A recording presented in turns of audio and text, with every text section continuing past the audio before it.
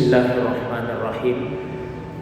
Assalamualaikum warahmatullahi wabarakatuh.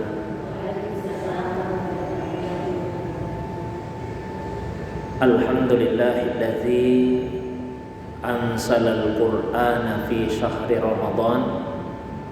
Wassalatu wassalamu ala khairil anam Sayyidina wa habibina wa syafi'ina wa maulana Muhammadin wa ala alihi wa ashabihi wa ala manittaba'an nur alladzi unsila ma'ahu ila yaumil furqan, amma ba'du. Ibu-ibu sekalian yang semoga dirahmati, dimuliakan oleh Allah Subhanahu wa taala. Alhamdulillah, pagi ini kembali kita dihadirkan, dipertemukan oleh Allah Subhanahu wa taala di dalam majelis yang semoga dimuliakan ini. Hari ini juga bertepatan dengan tanggal 27 Sya'ban tahun 1444 Hijriah. Itu artinya nanti malam Selasa masuk tanggal 28 Sya'ban. Besok malam Rabu tanggal 29 Sya'ban, dan malam Kamisnya secara kemungkinannya bisa tanggal 30 Sya'ban, bisa juga sudah masuk tanggal 1 Ramadan. Kalau berdasarkan ilmu hisab, ya, perhitungan secara falaki, secara astronomi, sudah ditetapkan bahwa malam Kamis itu sudah masuk 1 Ramadan. Kita tentu masih menunggu hasil ru'ya dan pengumuman resmi dari pemerintah kita. Namun kemungkinan besar untuk tahun ini awal Ramadan itu akan bersamaan, baik yang berpegang kepada hisab maupun yang berpegang kepada ru'ya.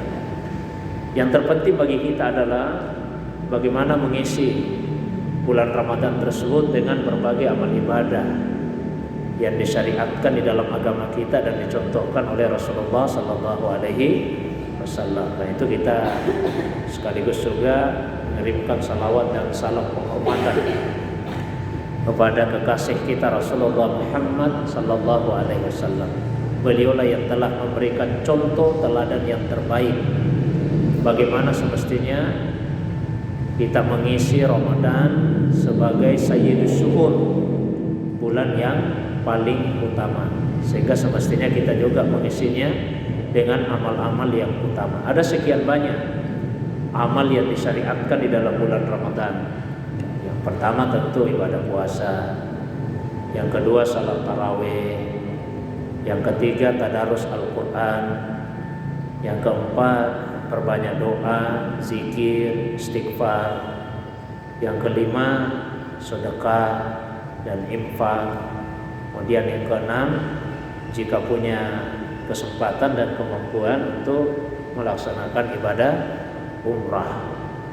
Lalu yang ketujuh yaitu i'tikaf, terutama di 10 hari terakhir Ramadan.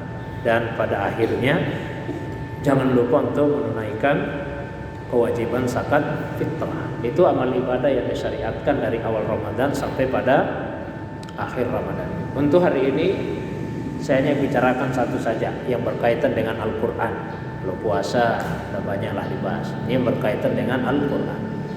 Ramadan dengan Al-Quran itu sulit untuk dipisahkan, sehingga Ramadan biasa dinamakan dengan Syahrul Quran, bulannya Al-Quran. Itu wajar karena di bulan Ramadanlah Al-Quran itu diturunkan oleh Allah, sebagaimana yang difirmankan pada surah Al-Baqarah ayat 185. Allah SWT berfirman, A'udzubillahi minasyaitonirrajim, Syahrul Ramadan alladzi unsila bihil Qur'an. Bulan Ramadan adalah bulan yang di dalamnya diturunkan Al-Quran. Diturunkan Al-Quran dalam arti diturunkan Al-Quran pertama kali, yaitu surah Al-Alaq ayat 1 sampai ayat yang kelima. Ada juga ulama kita yang berpandangan yaitu diturunkan Al-Quran dari Lauh Mahfuz ke Baitul Izzah, Karena proses turunnya Al-Quran itu bertahap. Pertama sekali Al-Quran tentu ada di sisinya Allah, karena Al-Quran itu adalah kalamnya Allah. Lalu Al-Quran yang ada di sisi Allah itu diturunkan ke Lauh Mahfuz. Bal huwa Qur'anun Majid fi Lauhin Mahfuz. Bahkan Al-Quran yang mulia itu ada di Lauh Mahfuz. Kemudian Al-Quran yang ada di Lauh Mahfuz itu diturunkan ke Baitul Izzah, diturunkan ke langit dunia, langit yang paling dekat posisinya dengan bumi. Kemudian Al-Quran yang ada di Baitul Izzah diturunkan secara beransur-ansur kepada Rasulullah Sallallahu Alaihi Wasallam. Nah, turunnya Al-Quran dari Lauh Mahfuz ke Baitul Izzah itu turun sekaligus pada malam Lailatul Qadar. Sehingga di surah Al-Qadar disebutkan Bismillahirrahmanirrahim, Inna anzalnahu fi Lailatul Qadar. Sesungguhnya kami telah menurunkannya, yaitu Al-Quran, pada malam kemuliaan, pada Lailatul Qadar. Jadi erat sekali kaitan antara Ramadan dengan Al-Quran. Sehingga semestinya di bulan Ramadan kita sungguh-sungguh membangun hubungan kita dengan Al-Quran. Ya, ada beberapa model interaksi hubungan kita dengan Al-Quran. Satu, kita wajib mengimani Al-Quran. Itu dulu fondasi dasarnya, mengimani Al-Quran. Kemudian yang kedua yaitu membaca Al-Quran. Yang ketiga mendengar ketika Al-Quran itu dibacakan. Lalu yang keempat mempelajari Al-Quran. Yang kelima mengajarkan Al-Quran. Yang keenam menghafal Al-Quran. Kemudian yang ketujuh mengamalkan isi dan kandungan Al-Quran. Lalu yang kedelapan memuliakan dan membela kemuliaan Al-Quran. Itu paling tidak model interaksi kita dengan Al-Quran. Yang pertama, ibu-ibu sekalian, mengimani Al-Quran. Mengimani Al-Quran dalam arti kita mesti mengimani dengan sepenuh hati bahwa Al-Quran itu benar-benar adalah wahyu dari Allah Subhanahu wa ta'ala, tanpa sedikit pun keraguan di dalam hati kita. Allah Subhanahu wa ta'ala berfirman, ya ayyuhalladzina amanu aminu billahi wa rasulihi wal kitabil ladzi nazzala ala rasulihi. Wahai orang-orang yang beriman, berimanlah kalian dengan sepenuh hati kepada Allah, pada Rasulnya yaitu Muhammad sallallahu alaihi wasallam, dan kepada kitab yang telah Allah turunkan kepada Rasulnya itu, Al-Quran. Jadi tidak boleh ada sedikit keraguan di dalam hati kita bahwa Al-Quran itu adalah wahyu dari Allah Subhanahu wa ta'ala. Bahkan untuk menepis dan menghilangkan keraguan tersebut, berkali-kali Allah Subhanahu wa ta'ala menantang manusia yang meragukan kewahyuan Al-Quran. Tantangan itu bertahap. Pertama kali Allah menantang, "Faliyatu bihadisin misli." Ayo datangkanlah yang semisal, yang serupa dengan Al-Quran. Tidak ada yang bisa, tidak ada yang sanggup.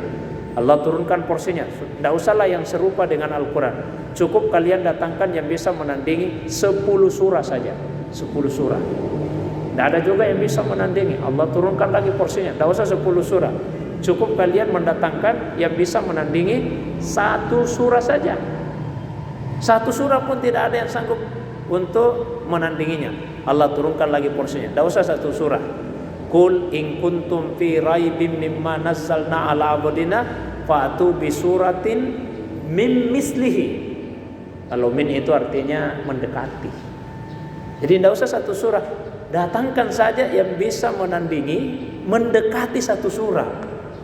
Mendekati 1 surah. Oh, tidak ada juga yang sanggup untuk menjawab tantangan Allah Subhanahu wa ta'ala itu. Maka Allah tegaskan, "Qul," sampaikanlah kepada umatmu yang Muhammad, "La inijtama'atil insu wal jinnu ala ayyatu bimisli hadzal qur'ana la ya'tuna bimisli walau kana ba'dum li ba'din zahira."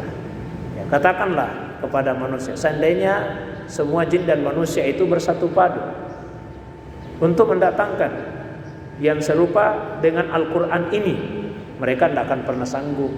Tidak akan pernah sanggup. Meskipun sebagian mereka menjadi penolong bagi sebagian yang lain. Jadi tidak ada yang bisa. Kita harus meyakini sepenuhnya Al-Quran itu wahyu dari Allah. Karena dia wahyu dari Allah, maka sudah pasti semua isinya adalah kebenaran. Pasti kebenaran karena dia datang dari Allah yang maha benar, Allah Al-Haq. Zalikal kitabu la raiba fi. Tidak ada sama sekali keraguan di dalamnya. Itu satu. Setelah itu yang kedua, setelah kita mengimani Al-Quran ini, maka interaksi kita adalah dengan membacanya. Membaca Al-Quran. Dan pahalanya besar sekali kalau kita membaca Al-Quran. Man qara'a harfan min kitabillah. Barang siapa yang membaca satu huruf saja dari Al-Quran, satu huruf kita baca, falahu hasanah, dia akan mendapatkan satu kebaikan. Wa likulli hasanah bi asri amsalihha. Satu kebaikan itu dilipat gandakan sampai 10 kali lipat. Berarti satu huruf dapat 10 kebaikan. La aqulu alif lam mim harf. Saya tidak mengatakan ya alif lam mimnya satu huruf. Ya, tapi alifnya satu huruf, lamnya tersendiri satu huruf, mimnya tersendiri satu huruf. Jadi kita cuma baca saja alif lam mim, berarti 3 huruf. Itu artinya sudah dapat 30 kebaikan. Bahkan sebagian ulama menjelaskan itu kalau dibacanya di luar salat dalam keadaan tidak punya wudu. Ya, dibaca di luar salat dalam keadaan tidak punya wudu. Karena kita boleh membaca Al-Quran tanpa ada wudu, asal tidak menyentuh mushafnya. Ya, namanya kita duduk-duduk di teras begitu, sambil masak-masak apa, boleh baca Al-Quran tanpa punya wudu. Dan pahalanya itulah yang minimal. Nah, kalau punya wudu, bertambah lagi pahalanya. Itu kalau dibaca di luar salat, apalagi ketika dibaca di dalam salat, tentu pahalanya lebih besar lagi. Jadi 10 kali lipat itu pahala minimal yang akan diperoleh ketika membaca Al-Quran. Baca Al-Quran. Ya. Nah, kemudian yang berikutnya di dalam membacanya, kita usahakan untuk bisa membaca dengan cara yang tartil. Warattilil Qur'ana tartila. Bacalah Al-Quran itu dengan tartil. Tapi kalau misalnya masih tersendat-sendat, jangan jadi penghalang untuk membaca Al-Quran. Al-mahiru bil Quran ma'as safaratil kiramil barara. Orang yang mahir, yang lancar bacaan Al-Qurannya akan dikumpulkan bersama-sama dengan malaikat yang suci, malaikat yang mulia.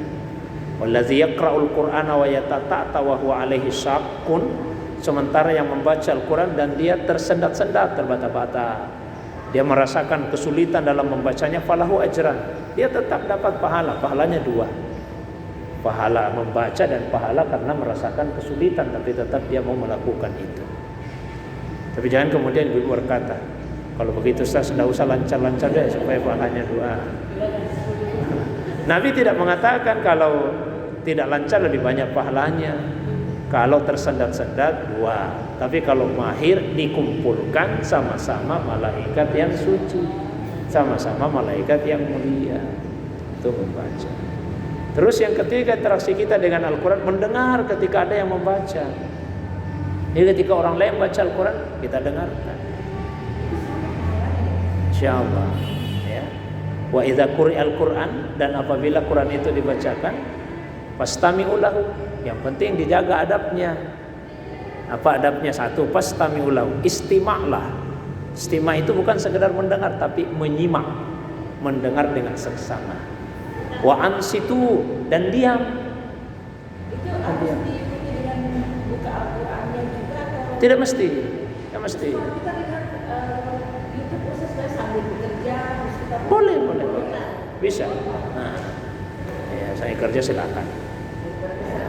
Nah, meskipun tentu kalau kita menyimak dengan seksama, diam, fokus memang ke situ, itu tentu lebih baik lagi. Ya, tapi kalau misalnya ibu sambil masak gitu, boleh. Ada satu buku saya pernah baca, itu ada seorang perempuan di Arab ya. Dia hafal Quran secara tidak sengaja. Karena suara imam yang membaca Al-Quran di masjid, imam salat, itu terdengar ke rumahnya. Jadi beliau biar sambil masak itu didengar. Nah itu imamnya dia baca Al-Quran secara bersambung-sambung dalam salat itu. Jadi bersambung-sambung, itu maghrib, baca surah ini, nanti lanjut di Isya, nanti lanjut di subuh, begitu dia bacanya. Jadi begitu dia dengar terus bacaan Al-Quran, dan dia hafal. Jadi bisa Bu, sambil ibu masak gitu, dengarkan bacaan Al-Quran. Nah, kemudian yang keempat, mempelajari Al-Quran. Mempelajari Al-Quran. Mempelajari dalam dua hal. Satu, mempelajari cara bacanya. Pelajari dulu cara bacanya. Karena perintah Allah tadi di surah Al-Muzammil, warattilil Qur'ana tartila. Baca Quran itu dengan tartil. Tartil itu maknanya paling tidak 3. Di tafsir Ibnu Katsir. 1, al-bayan, jelas, huruf-hurufnya jelas. Jelas bedanya antara huruf sin dengan huruf sad. Misalnya, jelas bedanya antara huruf ta dengan huruf ta, dan seterusnya. Kemudian yang kedua, al-mahlu, dibacanya dengan pelan, perlahan, tidak terburu-buru, tidak tergesa-gesa. Lalu dibaca dengan disertai al-fahmu, disertai dengan pemahaman. Jadi betul-betul kita luangkan waktu untuk belajar membaca Al-Quran dengan benar. Kemudian mempelajari kandungannya, kita pelajari isinya. Pelajari isinya. Jangan kita menjadikan Al-Quran hanya seperti koleksi saja. Koleksi di rak-rak buku kita, di lemari kita. Hanya jadi hiasan di dinding saja, jadi kaligrafi. Tapi kita pelajari isinya, kita pelajari kandungannya. Jangan menjadikan Al-Quran hanya seperti mantra-mantra saja. Tentu boleh. Ya, bahkan dicontohkan Nabi, ayat-ayat Al-Quran jadi ruqyah, bacaan-bacaan. Ya. Tapi jangan sebatas itu saja. Biasa ada yang bertanya, Ustaz, yang mana ayatnya yang bagus dibaca supaya dagangan cepat laris? Yang mana ayatnya yang bagus dibaca supaya cepat dapat jodoh? Malah ada yang bertanya, yang mana ayatnya Ustaz supaya biar kita tidak pakai helm, tidak ditilang juga sama polisi. Nah, katanya tidak dilihat kalau dibaca. Ya bukan berarti tidak boleh Bu ya, boleh. Tapi tujuan utama Al-Quran itu untuk dijadikan sebagai hudan lil muttaqin, petunjuk yang sempurna bagi orang yang bertakwa.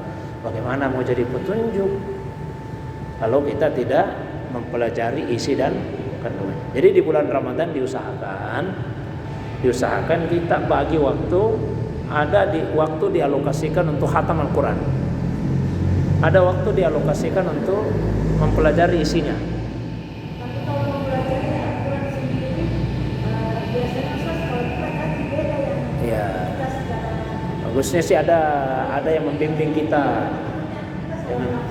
Bukan berarti tidak boleh secara autodidak, tidak boleh mandiri. Tapi dikhawatirkan ada kekeliruan kita. paling tidak setidaknya ini yang ada mengapa diturunkan ini gitu, ayat ini diturunkan setidaknya ini Iya. Iya bisa kita baca sendiri. Tapi kalau misalnya menjumpai Bu ya, Ibu jumpai satu ayat atau terjemahannya yang ada kesamaran, segera ditanyakan.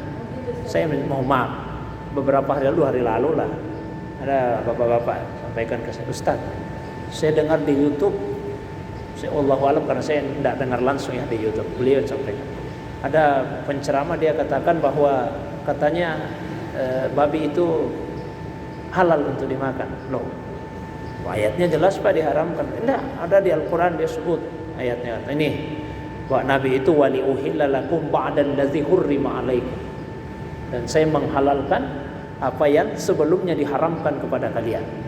Nah, pakai ayat itu dia katakan Bapak, saya katakan yang dimaksud di situ dihalalkan yang diharamkan sebelumnya untuk orang-orang Yahudi ya. Karena orang-orang Yahudi itu Bu pernah melakukan pelanggaran menodai kehormatan hari Sabtu. Hari Sabtu itu hari khusus ibadah, tidak boleh kerja. Dan itu permintaan mereka sendiri, Pak Nabi Musa dipenuhi. Ternyata dilanggar. Akhirnya mereka dihukum. Di antara hukumannya itu tidak boleh memakan binatang yang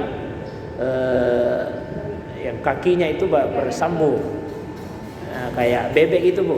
Kayak bebek kan yang ada kakinya bersambung-sambung begitu, ya, kan? Tidak boleh memakan lemak pada unta kecuali pada bagian-bagian tubuh tertentu. Bukan babi yang dimaksud itu. Kalau babi tidak boleh, jelas sekali ayatnya di dalam Al-Quran. Inna maharrama alaikumul maitata wadama walahmal khinsir. Sesungguhnya Allah mengharamkan, ya, mengharamkan bangkai, mengharamkan darah, dan lahmal khinsir, mengharamkan daging babi. Jadi boleh ibu baca sendiri. Kan tidak semua waktu ibu bisa dibimbing oleh seorang guru. Baca sendiri silakan. Tapi begitu menemukan ayat yang ada kesamaran, ada keraguan, ditanyakan. Ya, banyak seperti itu di dalam Al-Quran yang kalau kita mungkin baca sendiri, kita tidak terlalu paham apa maksudnya ini ditanyakan. Ya. Sekali lagi dialokasikan waktu ada khusus untuk bisa khatam. Diusahakan 1 bulan Ramadan bisa khatam. Ya, karena itu ya minimal. Dibagi waktu, maksudnya gini. Kan kalau mempelajari kandungan Al-Quran itu bagus kalau lagi fresh, lagi fresh. Kalau lapar sekali nanti apa yang mau dipelajari, lapar sekali. Kalau kondisi begitu ya baca saja lah, baca saja kan. Baca. Tapi kalau misalnya lagi fresh, menjelang subuh sudah dimakan sahur kan segar itu, kita baca untuk pelajari isinya. Habis salat subuh juga masih segar. Tapi kalau zuhur nih, sudah mulai tidak bisa fokus kalau pengajian zuhur. Kan begitu, dibagi saja. Karena itulah dulu hikmahnya kenapa para ulama membagi Al-Quran itu menjadi 30 juz. Mohon maaf, mungkin ada yang menyangka bahwa pembagian Al-Quran menjadi 30 juz itu sejak di masa Nabi. Ulama itu yang bagi buku Quran menjadi 30 juz. Kalau di masa Nabi, Al-Quran itu hanya dibagi berdasarkan surah, 114 surah. Sehingga Nabi itu kalau baca Al-Quran di dalam salat itu per surah Nabi baca Al-Quran. Dan paling bagus satu rakaat itu satu surah utuh, itu paling bagus. Bahkan bisa beberapa surah. Karena hak setiap rakaat itu satu surah. Cuma kan ada surah yang panjang sekali. Al-Baqarah 286 ayat, tidak kuat. Tapi Nabi biasa baca 286 ayat dalam satu rakaat. Nah, kemudian para sahabat membagi Al-Quran itu yang tadinya 114 surah, mereka bagi jadi 7 bagian. Dibagi 7 dulu awalnya oleh sahabat. Disebut hizib. Disebut dengan hizib. Dibagi 7. Jadi pembagian itu klasifikasinya tetap berdasarkan surah 3, 5, 7, 9, 11, 13, surah-surah pendek. Jadi maksudnya 3 itu 3 surah berturut-turut. Surah Al-Baqarah, surah Ali Imran, surah An-Nisa. Itu hizib pertama. Hizib pertama dibaca 1 hari, 1 hizib. Jadi Al-Baqarah, Ali Imran, Nisa 1 hari dibaca. Nanti hizib kedua 5 surah berturut-turut setelahnya itu. Hizib ketiga 7 surah berturut-turut setelahnya. Hizib keempat 9 surah berturut-turut setelahnya. Hizib kelima 11 surah berturut-turut setelahnya. Hizib keenam 13 surah berturut-turut setelahnya. Dan hizib terakhir surah pendek. Surah pendeknya bukan dari Wadduha, bukan dari Amma Yatasalun, tapi dari surah Qaf sampai surah An-Nas. Iya, jadi 1 hari 1 hizib. Bayangkan itu. Sekitar 5 juzan lah.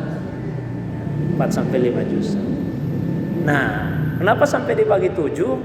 Supaya bisa khatam 1 kali 1 pekan. Kan jumlah hari dalam 1 pekan 7 hari nih. 1 pekan 7 hari. Jadi supaya bisa khatam 1 kali 1 pekan, maka dibagilah menjadi 7 hizib sesuai jumlah harinya. Jadi 1 hari itu baca 1 hizib, 1 hari baca 1 hizib, 1 hari 1 hizib, sampai 7 hari. Khatam lagi Quran. Nah, semakin ke sini, semakin ke masa kita kan, udah lumayan. Tidak bisa. Tidak bisa di 1 minggu khatam 1 kali. Ya sudah. Maka kemudian ulama mulai memikirkan lagi, kalau tidak bisa satu kali satu pekan, ya paling tidak satu kalilah dalam satu bulan. Supaya bisa satu kali dalam satu bulan, maka dibagilah Al-Quran yang 114 surat tadi menjadi 30 bagian sesuai dengan jumlah hari dalam satu bulan. Itulah yang kemudian kita kenal dengan istilah juz. Juz itu bahasa Arab artinya bagian. Tapi pembagiannya sekarang sudah tidak lagi melihat ketuntasan surah. Tidak tuntas, sehingga biasa kan terpenggal. Ada baru beberapa ayat, sudah pindah ke juz yang berikutnya. Nah, karena pembagiannya hanya berdasarkan keseimbangan. Seimbang. Jadi jumlah huruf setiap juz itu hampir sama. Jumlah hurufnya. Jumlah hurufnya, Bang. Kalau Anda percaya bisa dihitung hurufnya berapa. Nah, cuma di sisi lain karena pertimbangannya berdasarkan keseimbangan, kan sering tidak tuntas. Sering tidak tuntas. Kadang-kadang ada awal juz itu yang kurang bagus lah kalau dibaca di awal juz, karena mananya tidak utuh. Contoh juz 5. Apa juz 5 punya? Wal muhsanatu. Kan juz pertama alif lam mim. Juz kedua sayaqulus sufaha. Juz ketiga tilkar rusulu faddalna. Juz keempat lan tanalul birra. Juz kelima wal muhsanatu minan nisa'i illa ma malakat aymanukum. Coba dilihat Bapak terjemahannya itu. Wal muhsanatu minan nisa. Juz 5. Dan wanita-wanita yang sudah bersuami. Tiba-tiba ada ayat dan wanita-wanita yang sudah bersuami. Kenapa ini wanita-wanita yang sudah bersuami? Karena sebetulnya ayat ini masih lanjutan pembahasan dari ayat sebelumnya yang ada di akhir-akhir juz 4. Di akhir-akhir juz 4 itu membahas tentang wanita-wanita yang tidak boleh dinikahi, yang haram dinikahi. Coba dilihat akhir-akhir juz 4. Hurrimat alaikum ummahatukum. Diharamkan bagi kalian ibu-ibumu, diharamkan menikahi ibu. Wa banatukum, anak-anak perempuanmu. Wa akhawatukum, dan saudara-saudara perempuanmu, seterusnya ke bawah itu. Sampai nyebrang. Dan perempuan-perempuan yang sudah bersuami. Maksudnya apa? Diharamkan juga menikahi perempuan yang sudah ada suaminya. Bukan jadi jelas maknanya. Oh, maka bagusnya itu dibaca dulu ayat sebelumnya supaya utuh pembahasan. Artinya kalau Al-Quran sebaiknya kita berhenti pada surah. Ya, paling bagus. Bukan pada juznya. Kalaupun misalnya karena ada surah yang panjang, berhentilah pada ayat yang ada tanda ainnya. Ada tanda ain. Jadi dilewatkan saja Bu, dilewatkan. Misalnya tadi juz 4, jangan dulu berhenti sampai di juz 4-nya, akhir juz 4-nya. Nyebrang dulu ke juz 5. Nanti menemukan ayat yang ada tanda ainnya baru berhenti di situ. Ya, berhenti di situ. Karena kalau sudah ada tanda ain, paling tidak sudah tuntas satu pembahasan. Ain itu singkatan. Orang Arab kalau menyingkat kata, kadang-kadang huruf awalnya diambil, kadang huruf akhirnya. Ain itu singkatan dari ruku. Ruku. Kalau orang salat sampai pada ayat yang ada tandanya itu udah bagus untuk ruku. Karena udah tuntas bahasannya. Contoh lain Bu juz 13. Juz 13 itu wa ma ubarri'u nafsi. Dan saya tidak melepaskan diriku. Maksudnya apa? Tidak melepaskan diriku dari kesalahan. Saya juga mengaku ada andilku, ada salahku. Coba Bu, kalau tiba-tiba itu. Dan saya tidak melepaskan diriku dari kesalahan. Diawali bismillah. Bismillahirrahmanirrahim. Wa ma ubarri'u nafsi. Seakan-akan Allah yang menyatakan saya tidak melepaskan diriku dari kesalahan. Ini sebetulnya bagian dari ucapannya Nabi Yusuf alaihissalam. Ya, kan ketika beliau digoda itu seorang perempuan di masanya, semua orang mempersalahkan perempuan itu. Kata Nabi Yusuf, jangan sepenuhnya limpahkan kesalahan kepadanya. Ada juga andil. Ada juga andil. Karena sebetulnya Nabi Yusuf juga punya keinginan, tapi dijaga oleh Allah Subhanahu wa ta'ala. Jadi bagusnya berhenti di akhir surah, atau kalau tidak bisa karena masih agak panjang, maka berhentilah pada ayat yang ada tanda ainnya. Dilewatkan aja beberapa ayat setelah akhir juz itu. Itu Bu ya. Bu-ibu yang dimuliakan Allah. Jadi sudah mengimani, membaca, mendengar, mempelajari. Nah, yang kelima mengajarkan. Khairukum man ta'allamal Qur'ana wa 'allama. Sebaik-baik kalian yang mempelajari Al-Qur'an dan mengajarkannya. Sebaik-baik kalian yang mempelajari Al-Qur'an dan mengajarkannya. Minimal kepada orang yang dibawa kewenangan kita. Ibu-ibu ajarkan kepada putri-putrinya, mestinya bapaknya, tapi ibu-ibu kan lebih banyak yang bagus pengetahuan Al-Qur'an daripada suaminya. Ibu-ibu lebih rajin pengajian daripada bapak-bapak. Jarang saya lihat ada pengajian khusus bapak-bapak. Nah, saya pulang dari Mesir itu tahun 2000 akhir 2001 sampai sekarang 20 tahun lebih isi ceramah pengajian. Baru dua kelompok ada pengajian khusus bapak-bapak. Bayangkan itu 20 tahun lebih. Mungkin saya yang jarang ya. Tapi kalau ibu-ibu dalam satu hari biasa 3 kali 4 kali.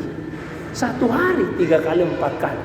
Bapak-bapak 20 tahun 2 kali saja pengajian khusus bapak-bapak. Ibu-ibu lebih semangat untuk belajar Al-Quran. Mungkin karena bapak-bapak ada pikirannya, bahkan saya sudah jam nafkah jadi bisa baca Quran. Cari nafkah itu enggak khusus bapak-bapak? Alhamdulillah. Nah itu nafkah mungkin saya Bu. Alhamdulillah. Bagus banget. Iya. Kenapa apa mau perbaiki bacaan, belajar isinya, belajar banyak. Ya. Khusus bapak. Oh, bagus itu. Bagus. Jadi kita ajarkan kepada yang di bawah kewenangan.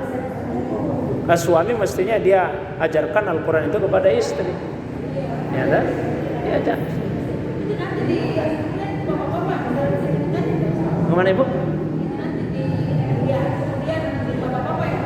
Iya, karena dia melalaikan kewajibannya terhadap istri.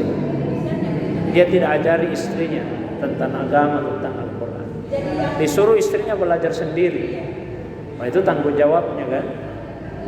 Jadi yang namanya, maaf Ibu, kan biasa orang itu memahami suami memberikan nafkah batin. Apa nafkah batin itu maksudnya apa itu nafkah batin? Yang orang pahami nafkah batin, maaf hubungan seksual, itu masih nafkah zahir itu Bu. Kebutuhan zahir itu. Nafkah batin itu ya pengetahuan tentang agama. Itu kebutuhan batin. Nah, menafkahi secara batin yang mengajarkan agama kepada ini ya. Nah, ini saya katakan ibu-ibu kan lebih banyak yang lebih rajin, lebih semangat. Alhamdulillah kita syukuri. Kita syukuri. Ada. Yang berikutnya lagi yang keenam ya, menghafal Al-Quran. Menghafal. Nah, menghafal Al-Quran itu wajib Bu, wajib. Paling tidak surah Al-Fatihah. Kan wajib dibaca dalam salat. La sholata liman lam yaqra bi Fatihatil Kitab. Iya. Siap. Semakin banyak yang dihafal, semakin mulia dunia akhirat. Tapi kalau mencetak penghafal Quran sama. Ya, ada pahalanya tersendiri. Tapi kita juga dituntut untuk menghafal. Nah, gini. Di dunia dulu.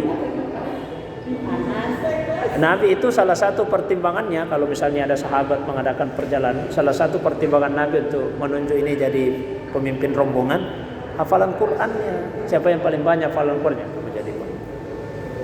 Saya itu biasa Bu, berpikir ya. Coba deh seandainya misalnya hafalan Al-Qur'an juga dijadikan sebagai syarat memilih pemimpin. Nah, jadi misalnya presiden lah, karena ini kan negara ini. Salah satu syaratnya hafal 30 juz, kan? Nah, terus yang jadi gubernur 20 juz. Jadi wali kota, bupati 10 juz. Apa di bawahnya bupati? Camat nih? Camat 5 juz. Lurah 3 juz, 3 juz. apa dibaca lurah? RT 1 juz. RT. Ya, RT 1 juz. Berkah negeri. Banyak penghafal Al-Quran. Itu di dunia. Ada anak kecil di masa Nabi namanya Amr bin Salam. Jadi imam salat. Padahal anak kecil, umur antara 6 sampai 7 tahun. Karena dia yang paling banyak hafalan Al-Quran. Di masa Nabi hafalan Quran juga bisa jadi mahar bagi yang tidak punya materi. Udah, saya nikahkan kau dengan mahar berupa hafalan Al-Quran. Bukan mushafnya bu, mushafnya dikasih perangkat alat sholat, tapi hafalan Qurannya. Jadi begitu menikah wajib dia ajari istrinya apa yang dia hafal, karena itu yang dijadikan mahar. Itu di akhirat yuqalu li sahibil Quran, akan dikatakan kepada pemilik Al-Quran. Ya, salah satu mananya penghafal Al-Quran, ikra, tetap baca ya, baca Quran. Wartaki, sambil menanjak di surga. Kan surga bertingkat-tingkat bu. Antara satu tingkat ke tingkat berikutnya 100 tahun perjalanan. Warattil, dan tetap baca dengan tartil, kama kunta turattil fid dunya, sebagaimana engkau membaca dengan tartil di dunia.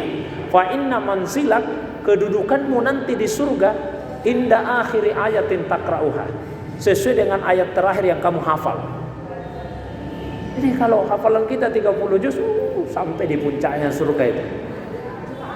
Tapi kalau yang dihafal surah-surah pendek sekali, di bawah mana? Di bawah.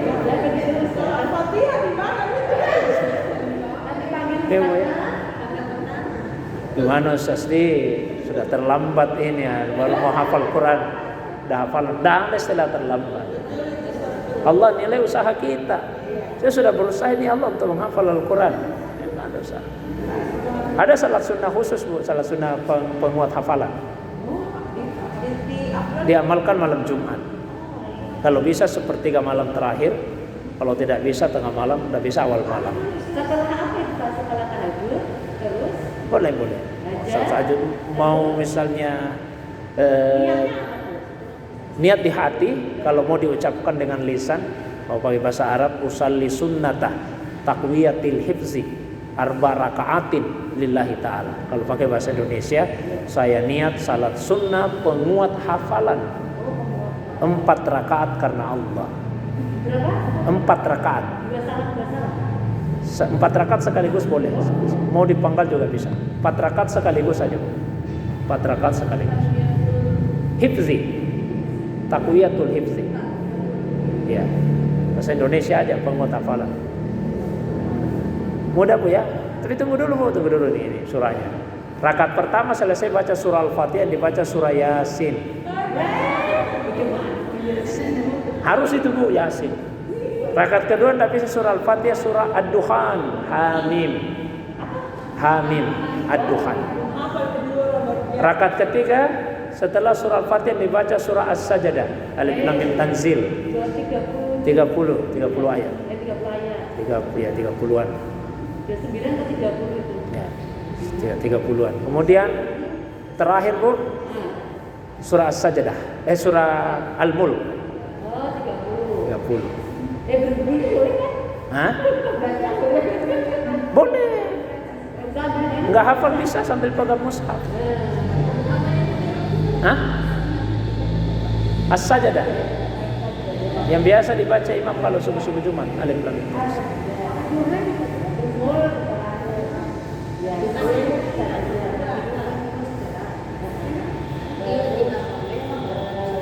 Belum hafal enggak apa-apa bu, pegang mushaf. Yasin, Ad-Dukhan, Hamim.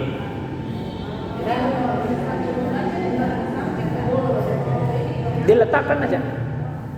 Diletakkan, ada lemari-lemari, diletakkan di situ di lemari. Mau dipakai di saku boleh. Mau pakai HP boleh. HP aplikasi Al-Quran. Tapi dimatikan yang lain-lainnya, khusus aplikasi Qurannya saja. Jangan sampai yang lain dibuka WA apa, nanti masuk video lagi tutup. Dipindahkan aja gitu. Dia bisa kita Gerakan tambahan dalam salat itu, Bu, kalau tidak sama bentuknya dengan gerakan salat, itu hukumnya berbeda-beda. Ada yang makruh, tidak ada tujuan disyariatkan, tidak ada masalah di bulu mata salat, itu makruh. Berulang-ulang batal salatnya, haram. Kalau ada tujuannya mubah, ada tujuan mubah. kalau kita lihat umroh kan dulu mereka kan ke Indonesia dan jemaahnya itu sangat tertib dalam menghadap dia. Itu kita lihat kalau kita umroh itu dari negara-negara itu banyak tingkahnya gitu loh. Ya. Malah ada yang sunnah, Bu, gerakan dalam salat. Sunnah bergerak, menambah gerakan. Begitu kita salat baru sadar, tidak lurus safnya, bolong-bolong ya. Sunnah bergerak supaya safnya jadi lurus dan rapat, meskipun sementara berlangsung. Ada yang wajib, Bu, wajib bergerak dalam salat, wajib menambah gerakan. Contoh, misalnya laki-laki ya, laki-laki. Katakanlah saya salat, sementara salat baru sadar, kopi aku tadi dikencingi anak saya, wajib saya lepaskan. Dalam salat harus saya lepaskan.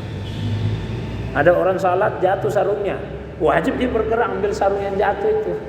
Dan sampai dia mengatakan, biar kapan ini sarung di bawah, malah bata kalau tidak diambil. Jadi usahakan kita menghafal, pelan-pelan saja, berapa saja. Satu ayat per, coba kalau rutin konsisten istiqamah, satu ayat per hari, 1 tahun itu sudah 360 ayat. Kalau konsisten. Ibu biar haid, kalau untuk kepentingan menghafal itu boleh, meskipun haid. Untuk kepentingan menghafal, ya, untuk kepentingan menghafal ya, kepentingan menghafal. Kalau membaca saja untuk kepentingan murni membaca tidak boleh. Ya. Itu pendapat 4 mazhab. Ada yang membolehkan 4 mazhab, tidak boleh. Kemudian yang berikutnya, apa yang terakhir? Yang ketujuh, mengamalkan yang kita baca usahakan diamalkan, ya, kita baca usahakan diamalkan. Yang bisa diamalkan langsung diamalkan, ya. Karena kalau sebetulnya sih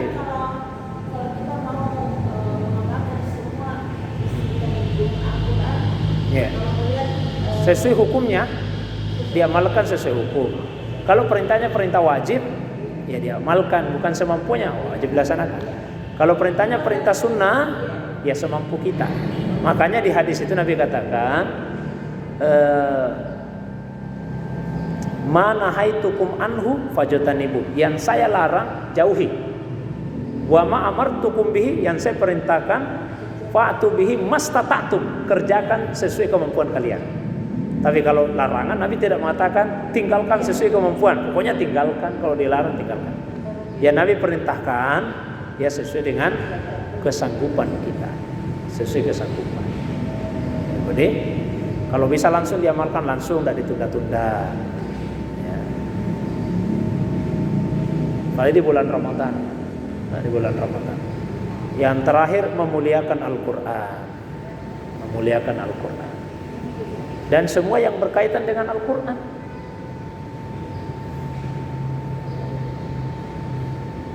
Sampulnya Al-Quran itu kan jadi mulia karena dia nempel kepada Al-Quran, dimuliakan. Nah, boleh diletakkan sembarangan, letakkan di lantai apa, letakkanlah di tempat yang tinggi. Ya. Al-Quran ditaruh-taruh saja di lantai, muliakan itu Al-Quran, kalamnya Allah. Sebegitu mulianya Al-Quran, ambil Al-Quran itu pakai tangan kanan, kemudian pakai dua tangan di dekat. Saya mohon maaf, biasa kadang-kadang saya sampaikan, mengingatkan ya. Biasa kalau ada yang mengaji, pembacaan ayat suci Al-Quran qari dalam acara-acara tertentu, ada beberapa saya. Pegang mic kan biasa pakai tangan kanan, pakai Qurannya pakai tangan kiri, bilang terbalik. Itu Al-Quran lebih mulia daripada mic itu. Ya, mic-nya itu pakai tangan kiri, Qurannya pakai tangan kanan. Orang mengaji. Ya, saya biasa kalau pengajian tafsir itu mic-nya saya pakai tangan kiri, karena Al-Qurannya tangan kanan ini yang mau membuka itu. Masa kita buka Al-Quran pakai tangan kiri? Ya, dimuliakan. Kemudian kita muliakan guru-guru yang mengajari kita Al-Quran. Ya, yang mengajar apa? Qiraati, apalagi metode Bahdadi, ya metode Ummi, semua yang ngajari kita Al-Quran kita muliakan. Kita hormati mereka. Karena melalui wasilahnya lah, perantaranya lah kita tahu membaca Al-Quran. Nah, mudah-mudahan kedatangan bulan Ramadan ini insyaallah 3 hari ke depan menjadi momentum yang baik bagi kita untuk semakin memperbaiki hubungan kita dengan Al-Quran. Dan semoga Al-Quran memberikan syafaat di akhirat nanti. Nanti di hari kemudian itu Nabi cerita puasa sama Al-Quran menghadap sama Allah. Ini puasa sama Al-Quran menghadap kepada Allah. Ya, diubah dulu wujudnya. Lalu puasa berkata, ya Allah, saya ini sudah menghalangi hambamu sehingga dia tidak makan di siang hari, tidak tidur di siang hari, tidak melakukan puasa demi saya ya Allah. Izinkan saya memberi syafaat kepadanya. Allah izinkan. Kemudian Quran bicara, saya ya Allah menghalangi hambamu sehingga dia tidak tidur di malam hari demi membaca saya. Demi membaca saya. Izinkan saya untuk memberikan syafaat. Allah izinkan. Maka dengan syafaat dari Al-Quran dan puasa, ada orang yang mestinya masuk neraka dulu, tidak jadi masuk neraka, langsung masuk surga. Itu dengan syafaat dari Al-Quran. Ini mudah-mudahan kita mendapatkan syafaat dari puasa dan Al-Quran di hari kemudian. Amin ya rabbal. Saya kira itu pengantarnya Bu.